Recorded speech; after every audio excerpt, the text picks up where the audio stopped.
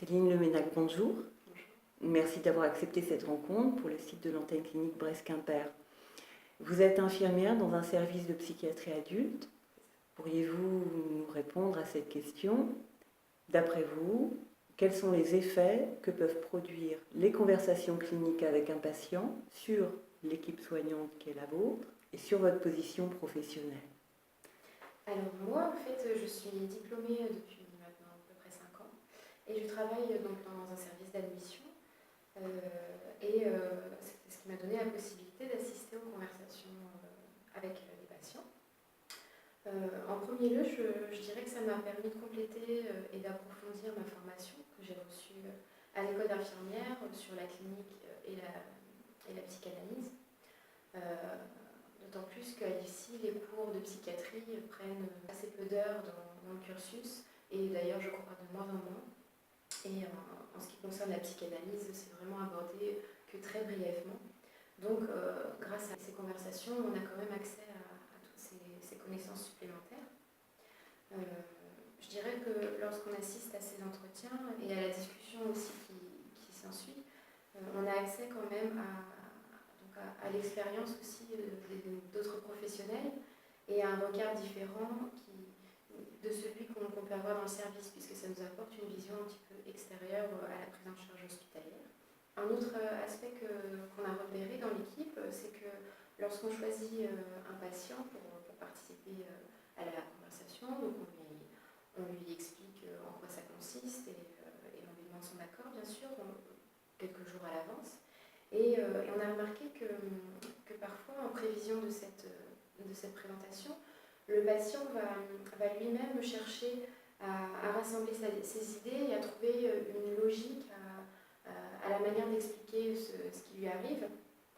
Et donc, lors de la conversation qui s'ensuit, il va dérouler ses idées d'une manière parfois différente de ce qu'il a pu faire au cours des entretiens infirmiers et au cours des entretiens médicaux. Et donc, ça permet parfois d'articuler les idées différemment, de remettre un peu les pièces du puzzle dans une suite logique. Préalablement à l'entretien même, parfois. Je pense que, après, ça on le découvre au cours de l'entretien, mais je pense que ça vient du fait que, comme il anticipe un peu l'entretien qui va arriver dans les jours suivants, il va, je pense, peut-être consciemment ou pas, avoir un peu cette réflexion de comment je vais présenter les choses, pour que les gens me comprennent et puis pour aussi que ça me soit bénéfique, parce que le patient il a envie que ça lui serve. C'est ça. Et donc il va se dire comment je vais expliquer mon cas pour qu'il puisse m'aider.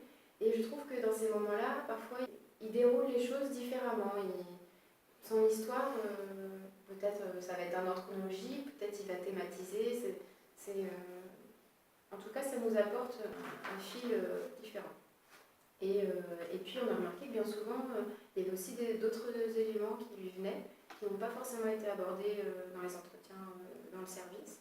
Donc ça, évidemment, après, ça nous sert, nous, pour la suite de la prise en charge. Oui.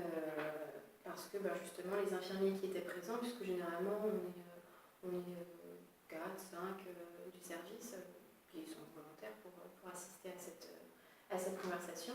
Et ensuite, on fait une transmission à nos collègues pour que, évidemment, ça serve ensuite dans la suite de la prise en charge.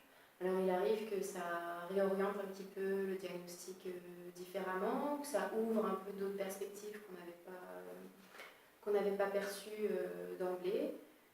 Parfois, ça engendre une modification du traitement ou une modification de la prise en charge globalement. Donc, c'est utile aux patients, c'est utile aussi à l'équipe de manière générale et puis aux médecins qui le suivent. Merci. Je vous en prie.